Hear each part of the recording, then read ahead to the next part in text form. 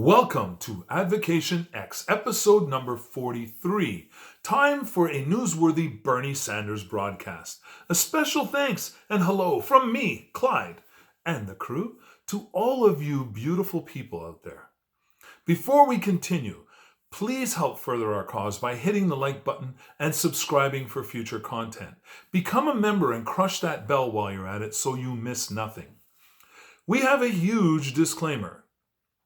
Ours is an opinion channel, but is based on facts and not the alternative type either. Questions will be answered if you're a subscribed member of this channel. However, suggestions are more than welcome, including critical analysis. So, topics to tackle here and now. Bernie's agenda lives. What tanked his run? Pressure coming to bear. Will Dems vote? Voting as a tool. Possible vote, final endorsement. Okay, so let me unpack this for you right now.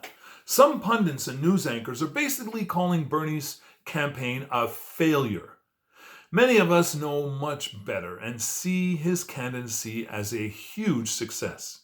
He almost single-handedly, with an army of supporters behind him, has changed the entire discourse. Almost every other candidate, including Donald Trump, were touting his policies in one way or another. In my mind's mind, I believe that those candidates adopting his platform was actually a ploy to split his votes and then to coalesce behind Joe Biden. Either way, the discourse is changed forever. The people's aspirations have been elevated beyond any place that they were before this began. So, what was the main reason why his candidacy failed? If you look back at every single debate or interview that had anything to do with Bernie Sanders, they were pushing a specific narrative against him the entire way. They received large amounts of pressure to cover Bernie Sanders, and still the numbers show Bernie was the least covered candidate, even though he had been the front runner for a good portion of the race. He was consistently trashed by the mainstream media and their guests, even though he's done nothing wrong. He has been a consistent fighter for the people, and in particular, the little people. Yet even many of the little people turned against him based on the propaganda they were hearing. Bernie's only mistake is that he is way too honest. He should have reshaped that phrase, democratic socialism, and he should have explained it much more often and in deeper depth. His honesty is repeating a similar statement to Barack Obama, President Barack Obama, which also got him into hot water, which it never should have. The power of propaganda is much more than many anticipated. If you look at any leader in the world, good or bad, could they have done some good things? Regardless of how horrible they were in other things? Are we seriously going to look at his statement and say, my gosh, that is a cardinal sin? He's in love with that guy. No, he never expressed himself in that way. Never. If you look at these tapes and quotes of him over and over again, you'd have to say to yourself, oh my gosh, that was dumb for me to even consider what he had said. But it is a buzzword for those who are above a certain age, because they were alive during the time when they were hiding under tables and worried about a nuclear holocaust that was imminent based on the relations between Russia and the United States. So, I digress. Let's move on.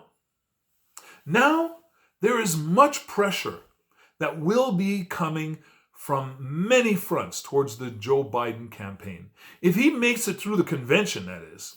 Already, organizers are banding together and have released letters notifying the Biden camp that they will have expectations if he wants their vote and support. Oddly enough, many progressives are still willing to back the Democratic candidate, but only if he adopts some key proposals.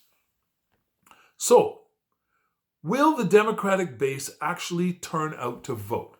Based on the current numbers, Joe Biden is below Hillary Clinton's numbers when it comes to enthusiasm for the candidate. He's actually trailing Donald Trump in enthusiasm from his own voters. Republicans are projecting much more enthusiasm for their candidate over the Democrats for Joe Biden. Will they even leave their house to vote? So, voting as a tool, we're moving on, is a powerful weapon inasmuch as it can shape policy or remove unwanted politicians from the running. It can be used to send a huge signal, which is not very desired by any party. They'd all be, please, no signals, just support. It can also be used to encourage candidates to move forward with confidence. Joe Biden should be in fear. The Democratic establishment should be living in fear right now. This is not good news.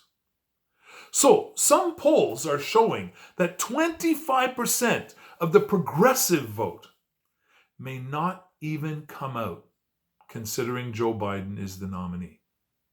Another 25% are leaning towards voting for somebody other than the incumbent president, of course, or even Vice President Joe Biden.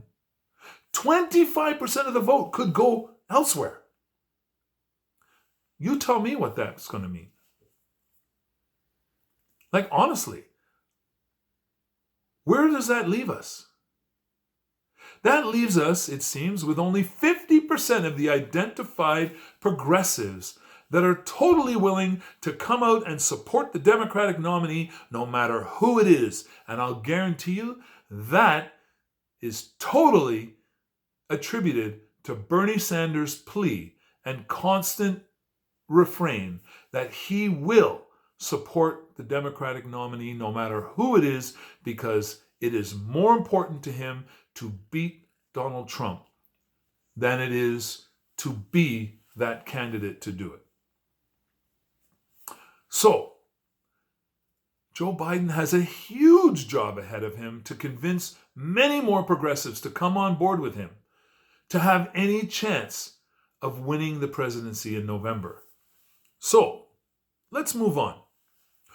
Who in the world could have seen this coming? I guess I did. And every other progressive person in the world. Joe Biden has his final sealed endorsement.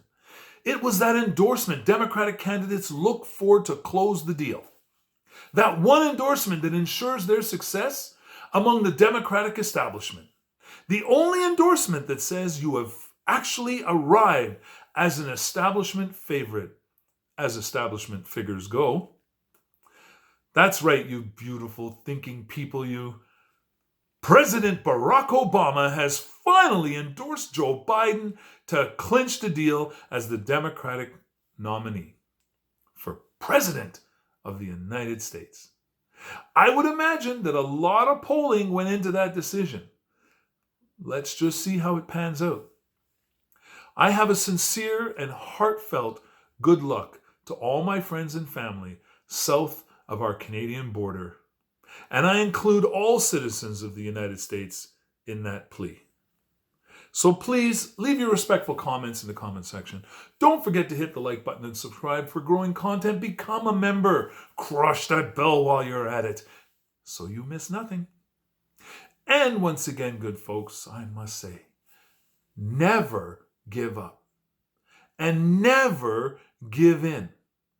And remember, keep an open mind because knowledge is power. So do your research and be powerful. Until next time, thank you for spending time with us here on this channel. Please stay safe and healthy while doing your best to remain as happy as humanly possible. Till next time.